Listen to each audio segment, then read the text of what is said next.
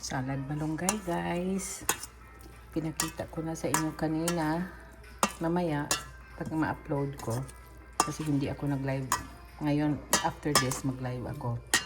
Pang ano na lang ito, pang story.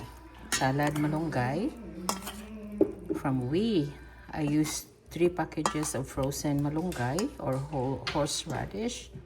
Tapos, onions, sweet onions. At tomatoes, Roma tomatoes, gusto ko, at saka ginger at vinegar. Yan. Okay. I-blanch nyo lang ang malunggay. Alam nyo naman yung blanch, di ba? Okay. Haubon lang. Pabukal konti. At i-drain. At yan na. Okay. Lami kaayo. Sarap-sarap. Very healthy. Mama sa silip. Mama.